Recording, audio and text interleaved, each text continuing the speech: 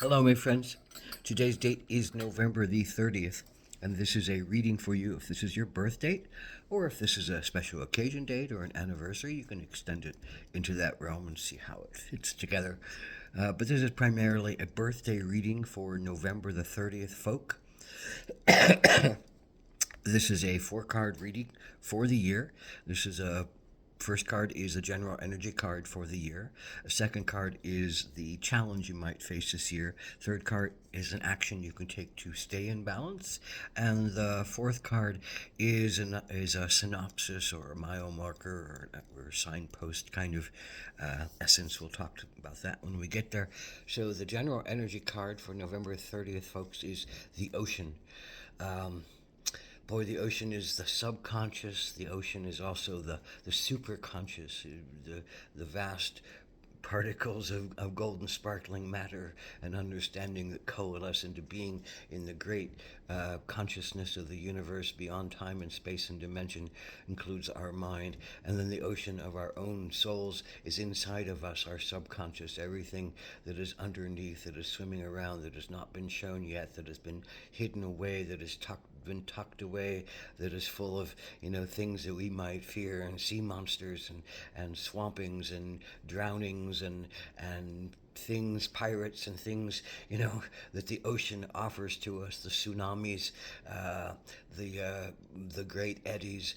All those things talk to us about our emotions. They talk to us about our intuitions. They talk to us about our ways of cleansing ourselves of things that we no longer need, because when we dive into the ocean and we surrender to it, it takes us along. It moves us along. It gives us what we need to face. It gives us what we need to see. It gives us what we need to allow ourselves to heal and to change.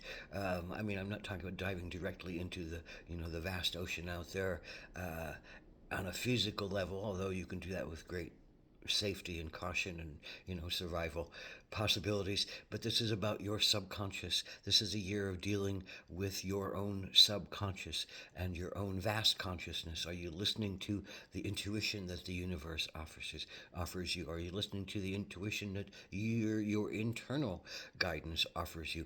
Are you listening to the fears that keep you from jumping into things because you're afraid that the ocean will swamp you, that your fears will manifest, that other people will destroy you, that your own beliefs won't be appreciated, that you'll merge into the nothingness of the ocean and become unimportant, like you might feel right now, feeling unimportant, and that you just become the one number among how many particles of ocean water are there? Who knows?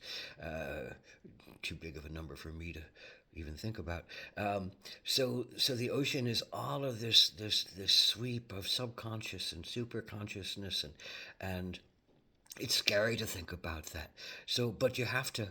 Um, the ocean is the thing again that we do to clean ourselves and cleanse ourselves, and we need to jump into the ocean occasionally, ocean of ourselves, to really feel what's going on and be presented with what is the most concerning matter given in the moment. So.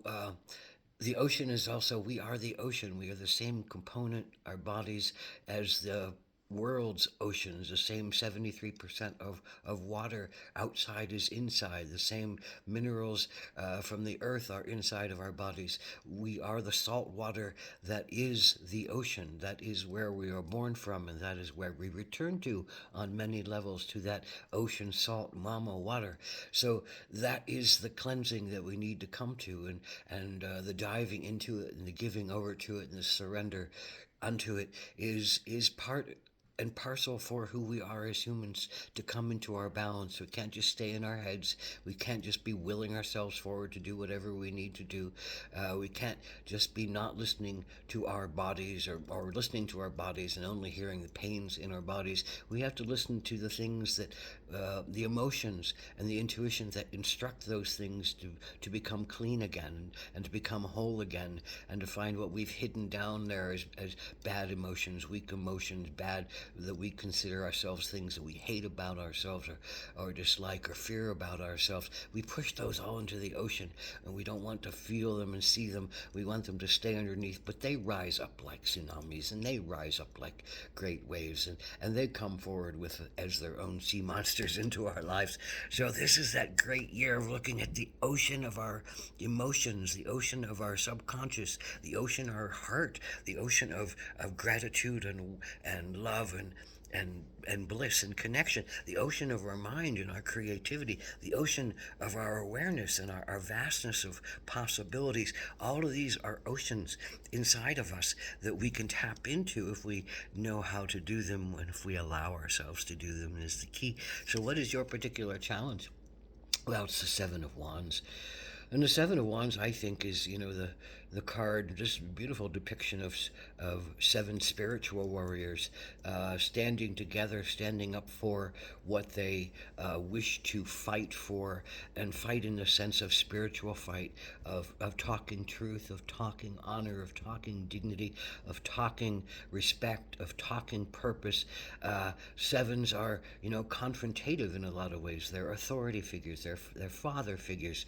So this is a sense of coming forward with a sense of righteousness and standing up for your principles, standing up for your integrity, joining with others to stand for something strong. This is your challenge, to stand in that place, to stand up with others, or to stand up for yourself and speak your inspiration, speak your passion, your sacred passion, your sacred fire, your sacred beliefs, and stand up strong with them, and recognize that there are others there. There will be others who want to fight with you. There will be others who don't want to listen to you. They'll be bored with you. They'll yak at you. They'll laugh at you. They'll fight with you. Everything that's imaginable can come from other people's emotions in response to what you're saying and how you're holding yourself. But you're a valiant warrior, and the Seven says, well, something's got to give, and I want to be a part of pushing to have my understanding out there, so that I can feel strong and integral to myself and my truth again. So that's your challenge, to step up into that place. So what's your action to take? Well, it's the raccoon. I love the raccoon. It's that known as the bandit, but they're protective warriors. They're fierce warriors. If you ever confronted a raccoon with those claws and those teeth standing on their back legs, they're ready to fight, and they're ready to bite, and they're ready to claw, and they're going to protect themselves and their families, and they're going to get the food they need to feed their families. And more than that, they're protectors of the families and the providers for the family. The raccoons that go on the hunt are the last ones to eat. They'll make sure everybody else is served first. The old, the feeble, the weak, the children, they'll make sure that the other warriors who couldn't join them get their share of the food, and then they'll take the food as left, and they will go forward and keep feeding the family before they feed themselves. So there's a purpose.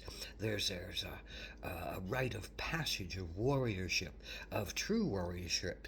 Doing what is good for the clan, doing what is good for the family, doing what is good for the world, is a spiritual warrior. The Seven of Wands is a spiritual warrior. How do you do what is good for the world when the world seems to want to fight you back, or be bored with you, or laugh at you? Well, you just keep going forward, because you know that the world needs it. You know that your family needs that protection and survival and food and sustenance, and you know that they need a protector and a provider who's going to stand up for them and keep moving forward for them, regardless of the dangers that are there. So, the ocean.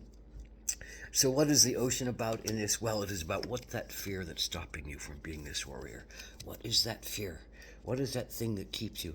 Is that thing that says you don't have good ideas? Is it that belief in yourself that no one's going to support you, that abandonment issue? Is it that belief that you don't have the power and the fire to move forward as a warrior, and you're going to be defeated and hurt and lose?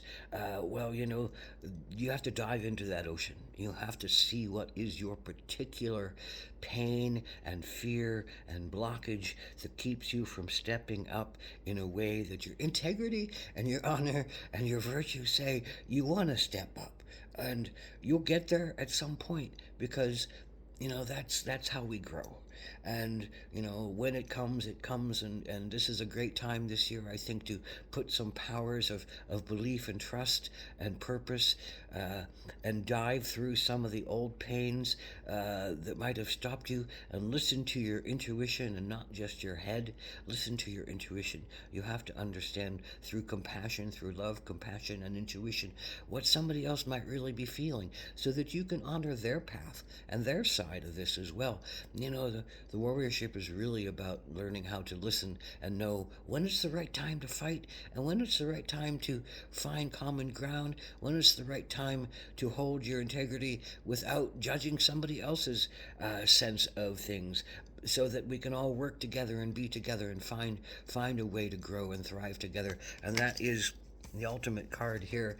Is the sun shining, the light of humanity, I think, shining down, raining down, dropping its golden blessings on us, when we realize that most of our wars are just wars that are fought in our heads, and they're not wars that are fought in our hearts. They're not wars that are fought really for the sense of our spirit and the spirit of every being. They're not fought for the sense of meism.